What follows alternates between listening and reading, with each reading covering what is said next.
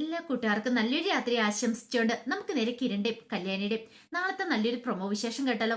അതിനു മുമ്പായിട്ട് ആദ്യമായി കാണുന്നവരാണെങ്കിൽ ചാനൽ ഇഷ്ടപ്പെട്ട ഒന്ന് സബ്സ്ക്രൈബ് ചെയ്യാൻ മറക്കരുതേ. വീഡിയോ ഇഷ്ടപ്പെടുവാണെങ്കിൽ ലൈക്ക് തരാനും മറക്കരുത് കേട്ടോ.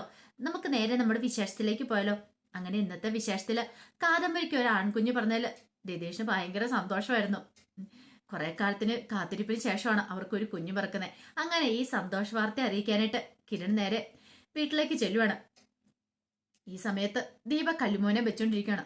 അപ്പൊ കിരണിന്റെ മുഖത്തെ സന്തോഷം കണ്ടു കഴിഞ്ഞപ്പോഴത്തേനും ദീപ വന്നിട്ട് ചെന്താടെ മോനെ നിന്റെ മുഖത്ത് എന്താ വല്ലാത്തൊരു സന്തോഷം ഉണ്ടല്ലോ എന്ന് ചോദിക്കാം. അതെ അമ്മ വീണ്ടും ഒരു മുത്തശ്ശിയായിരിക്കും എന്ന് പറയണേ. മുത്തശ്ശിയായോ? അതെ, കാദംബരിക്ക് കുഞ്ഞുണ്ടായെന്ന് പറയണ. ഇത് കേട്ടതും എന്തെന്നില്ല സന്തോഷം. ഒരു ആൺകുഞ്ഞ് പറന്നമ്മേന്ന് പറയാണ്. ഇത് കേട്ടപ്പോൾ ദീപ പറഞ്ഞു, എന്റെ ദൈവമേ, എന്റെ ഭഗവാനെ, എന്റെ പ്രാർത്ഥന നീ കേട്ടു. ഒരു കുഴപ്പമൊന്നും ഇല്ല അല്ലേന്ന് ചോദിക്കാണ്.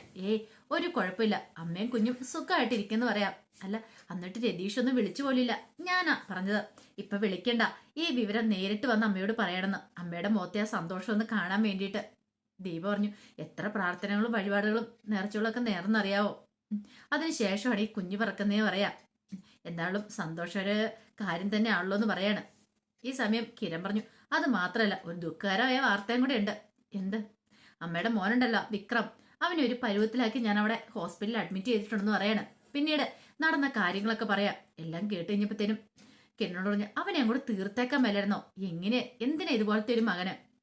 അവൻ കാരണം അന്ന് നിന്നും എനിക്ക് ഓരോ വേദനകൾ മാത്രമേ ഉണ്ടായിട്ടുള്ളൂ. ഇപ്പൊ തന്നെ ആ മിണ്ടാൻ വയ്യാത്ത ആ പാവ സ്ത്രീയെ കൊലപ്പെടുത്താനായിട്ട് അവൻ എങ്ങനെ തോന്നിയെന്ന് ചോദിക്കുകയാണ്.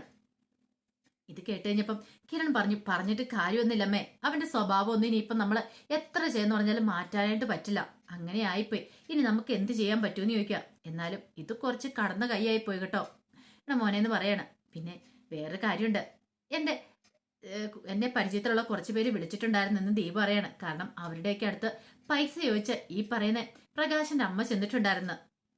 അവരൊക്കെ കുറച്ചൊക്കെ കൊടുത്തെന്നാ പറഞ്ഞ്. കൊടുക്കുക മാത്രമല്ല, ചോദിക്കുകയും ചെയ്യുന്നൊക്കെ പറഞ്ഞു തന്നിട്ടു. നമ്മളെ അറിയാവുന്നവര് അങ്ങനെ അവരെ വെറുതെ വിടത്തില്ലോ. പക്ഷെ എന്നാലും അവർക്കൊരു നാണം ഇല്ലെന്ന് പറയണം. കിരൺ പറഞ്ഞു, എത്ര കിട്ടിയാലും അവർക്കൊരു നാണമില്ല. ആൾക്കാർ ആട്ടി തുപ്പി ഇറക്കി വിട്ടാലും അവര് അവിടുന്ന് ഒരു നാണോ ഇല്ലാതെ വീണ്ടും വീണ്ടും അങ്ങോട്ടേക്ക് തന്നെ കയറി ചെല്ലത്തുള്ളൂ. അല്ലെങ്കിൽ തന്നെ ഇത്ര കിട്ടിയാലും പഠിക്കേണ്ടതല്ലേ? എത്ര അനുഭവങ്ങൾ അവർക്ക് ഉണ്ടായിട്ടുണ്ട്. ഒരു തവണയെങ്കിലും അവർ പഠിച്ചോ? ഇല്ലല്ലോ. ചിലരൊന്ന് കിട്ടിയാൽ പഠിക്കും, രണ്ട് കിട്ടിയാൽ പഠിക്കും. അതൊന്നുമില്ല. തുടരെ തുടരെ ഓരോ അനുഭവങ്ങൾ ഉണ്ടായിട്ടും വീണ്ടും വീണ്ടും അമ്മയും മകനും കൊച്ചുമകനും എല്ലാരും കൂടി ചേർന്നിട്ട് വീണ്ടും ഓരോ ഇങ്ങനെ കോപ്രായങ്ങൾ കാണിച്ചു കൂട്ടിക്കൊണ്ടിരിക്കുമല്ലേ എന്ന് ചോദിക്കാം. ദേവി പറഞ്ഞു, അത് ശരിയാ, ഇനിയും പഠിക്കാൻ പോകുന്നുള്ളൂ. ഇനിയാണ് ശരിക്കും പഠിക്കാനായിട്ട് പോകുന്നത്. പിന്നീട് ആകെപ്പാടെ ടെൻഷനോട് കൂടിയിട്ട് പ്രകാശൻ ഇങ്ങനെ കിടക്കുകയാണ്. ഹോസ്പിറ്റലിൽ ഡിസ്ചാർജ് ചെയ്യാനുള്ള ദിവസമാണിന്ന്. എത്രയും പെട്ടെന്ന് തന്നെ ഡിസ്ചാർജ് വാങ്ങി ഇവിടെ നിന്ന് ഇറങ്ങണം. പക്ഷെ അതിന് പണം വേണം. പണത്തിന് വേണ്ടിയിട്ട് ഭാനുമതി അമ്മ പോയേക്കുവാണ്. അങ്ങനെ കുറെ സമയം കഴിഞ്ഞപ്പോഴത്തേനും ഭാനുമതി അമ്മ ഇങ്ങോട്ട് വരികയാണ്. പ്രകാശൻ ചോദിച്ചു, എന്തായമ്മേ പൈസയുടെ കാര്യം റെഡിയായെന്ന് ചോദിക്കാം. എടാ, ഞാൻ ചോദിക്കാവുന്നിടത്തൊക്കെ ചോദിച്ചു. കുറച്ച് പൈസയൊക്കെ ഒരു വ്യക്തി ഞാൻ സംഘടിപ്പിച്ചിട്ടുണ്ട്. എൻ്റെ ഉള്ളത്ര ഞാൻ സംഘടിപ്പിച്ചു. ഇനി എനിക്ക് എന്ത് ചെയ്യണമെന്ന് അറിയത്തില്ല എന്ന് പറയണം. ഒരു കാര്യം ചെയ്യാം, അമ്മ കൊണ്ടേ ആ ബില്ല് അടച്ചിട്ട് വരാൻ പറയണം, ഉള്ള പൈസ. അങ്ങനെ ഭാനുമതി അമ്മ എന്ന് ബില്ലൊക്കെ അടച്ചു. കുറച്ച് പൈസയൊക്കെ ഡിസ്കൗണ്ട് ചെയ്ത് കൊടുത്തു. അങ്ങനെ പ്രകാശനം കൊണ്ട് അവിടെ നിങ്ങോട്ട് ഇറങ്ങി വരുവാണ്. ആ സമയത്താണ് കിരണ് തിരിച്ചങ്ങോട്ടേക്ക് ചെല്ലുന്നത്. ഹോസ്പിറ്റലിലേക്ക് ചെല്ലുന്ന ആ സമയത്താ കിരണെ കണ്ടതും പ്രകാശൻ എന്ത് ചെയ്യണമെന്ന് അറിയത്തില്ലാത്തൊരവസ്ഥയായിപ്പോയി. കിരണിന്റെ മുന്നിൽ നാണം കെട്ട് വീണ്ടും നിൽക്കുകയാണ്. ഇതിനു മുമ്പ് ഒരു വെല്ലുവിളിയൊക്കെ നടത്തിയതാണ്. കിരൺ ചോദിച്ചു, എന്ത് പറ്റി? ആ പഴയ ആ ഊർജ്ജസ്വലത ഒന്നും മുഖത്ത് കാണുന്നില്ലെന്ന് പറയണം. എടാ, നീ എന്താ വിചാരിച്ചോണ്ടിരിക്കുന്നേ? എന്നെ നാണം കെടുത്താനോ? ഒരിക്കലും നടക്കില്ലടാ. ഇതും കൊണ്ടൊന്നും ഞാൻ പഠിക്കും നീ വിചാരിക്കണ്ട. ഞാൻ അങ്ങനെ തോറ്റു പോകത്തൊന്നും ഇല്ലടാ. ഒരിക്കലും നിന്റെ മുന്നിൽ ഞാൻ തോറ്റു പോകത്തില്ല. ഇനി എനിക്ക് എന്താ അവസ്ഥ വന്നാലും നിന്റെ മനസ്സിലൊരു വിചാരം ഉണ്ടായിരിക്കും, നിന്റെ ഭാര്യയുടെ മുന്നിലേക്ക് കൈ നീട്ടിക്കൊണ്ട് ഞാൻ വരുമെന്ന്. ഒരിക്കലും അതുണ്ടാവില്ലടാ. എനിക്ക് മരിക്കേണ്ടി വന്നാലും നിന്റെ ഭാര്യയുടെ മുന്നിലേക്ക് കൈ നീട്ടിക്കൊണ്ട് ഞാൻ വരത്തില്ല. ഇപ്പൊ തന്നെ കണ്ടില്ലേ, ഹോസ്പിറ്റലിൽ നിന്ന് ഞാൻ ഇറങ്ങി. എന്റെ അമ്മ മറ്റുള്ളവരുടെ മുന്നിൽ പോയി കൈ നീട്ടിയിട്ടാണെങ്കിലും പക്ഷെ നിന്റെ മുന്നിലേക്ക് കൈ നീട്ടാൻ വന്നില്ല. അതാടാ ഈ പ്രകാശിന്റെ അന്തസ് എന്ന് പറയാ. ഇത് കേട്ടതും കിരൺ ചോദിച്ചു, എന്തന്തസ്സാ നീക്കൊള്ളേ? അന്തസ്സുള്ളവനാണെങ്കിൽ ഇങ്ങനെ ഒരിക്കലും നിനക്ക് സംഭവിക്കില്ലായിരുന്നു. നിങ്ങൾ നല്ലവനായിരുന്നെങ്കിൽ നിങ്ങൾക്ക് ഇപ്പം അല്ല നിങ്ങളുടെ അമ്മയ്ക്കിപ്പം ആരുടെ മുന്നിൽ കൈ നീട്ടേണ്ട വരില്ലായിരുന്നു. കാരണം എന്താണെന്നറിയോ? നിങ്ങളുടെ മോള് അവള് നിങ്ങൾ പൊന്നു പോലെ നോക്കിയാനും. ഇതിനു മുമ്പ് നിങ്ങൾക്ക് കുറെ അനുഭവം ഉണ്ടായിട്ടുണ്ടല്ലോ. അന്നെങ്കിൽ നിങ്ങൾ നന്നാവാൻ ശ്രമിക്കുമായിരുന്നെങ്കിൽ നിങ്ങൾക്ക് ഇങ്ങനൊരു കഷ്ടകാലം വരത്തില്ലായിരുന്നു. നിങ്ങളുടെ ഏതവസ്ഥയിലും നിങ്ങളോടൊപ്പം അവർ നിന്നേനും. പക്ഷെ നിങ്ങൾ ചെയ്തോ? ഒരു നല്ല കാലം വരുവാന്ന് കരുതി അവളെ വീണ്ടും ചവിട്ടിക്കൂട്ടാൻ ശ്രമിക്കുമല്ലേ? നിങ്ങളും നിങ്ങളുടെ മോനും ഒരിക്കലും നന്നാവാനായിട്ട് പോകുന്നില്ല. പോരാത്തന് നിങ്ങളുടെ അമ്മ എത്ര കിട്ടിയാലും പഠിക്കില്ലെന്ന് പറഞ്ഞ ഇതാ. നീ അതേ അഹങ്കരിക്കണ്ട. നിന്റെ പതനം തുടങ്ങാൻ പോവാ. ഞാനിവിടെ നിന്ന് ഇറങ്ങിക്കോട്ടെ. എങ്ങോട്ട് ഇറങ്ങുന്ന? തെരുവിലേക്ക് ഇറങ്ങാൻ പോകുന്നല്ലേ? തെരുവിലേക്കാണല്ലോ. എങ്ങോട്ടാണല്ലോ? നിനക്കെന്താടാ? നിന്റെ വീട്ടിലേക്ക് അഭയം തേടി ഞാൻ വരുന്നില്ലോ. പിന്നെ നീ കൂടുതൽ പറയേണ്ട കാര്യമില്ല. അതുകൊണ്ട് നീ നിന്റെ പാട് നോക്കി പോന്ന് പറയണ. അല്ല, ഇങ്ങനെയൊന്നും ആയിരുന്നല്ലോ നേരത്തെ വെല്ലുവിളിച്ച്. വലിയ കമ്പനിയുടെ MDയും അതിന്റെ അച്ഛനും എന്തൊക്കെയായിരുന്നു ഡയലോഗ്. കല്യാണം കഴിഞ്ഞ് കഴിയുമ്പത്തേനും വലിയ ബെൻസ് കാറെ പോകുന്നു, ഞങ്ങളുടെ കമ്പനി പൂട്ടിക്കുന്നു. ഇപ്പൊ എന്ത് പറ്റി? പവനായി ശവമായെന്ന് പറഞ്ഞോണക്ക് ഒന്നുമില്ലാതായി പോയില്ലെന്ന് ചോദിക്കണം. ഇത് കേട്ടതും പ്രകാശം പറഞ്ഞ് കളിയാക്ക്, നീ മതിയാവോളം കളിയാക്ക്. ഇപ്പൊ നിന്റെ സമയം എന്ന് പറയണേ. ഇപ്പോഴെന്നല്ല, എപ്പോഴും തന്നെ ഇങ്ങനെയാണെങ്കിൽ എന്റെ സമയം വരത്തുള്ളൂ. കാരണം നിങ്ങളുടെ മനസ്സ് എന്ന് നന്നാവുന്നോ അന്നോ നിങ്ങൾക്കൊരു നല്ല കാലം വരത്തുള്ളൂ. നിങ്ങൾക്ക് ഇപ്പോഴും നിങ്ങൾ ആൾക്കാരെ തിരിച്ചറിയാനായിട്ട് പറ്റിയിട്ടില്ല. അതാ നിങ്ങൾക്ക് പറ്റിയും തെറ്റ്. എത്ര കിട്ടിയാലും നിങ്ങൾ പഠിക്കില്ല.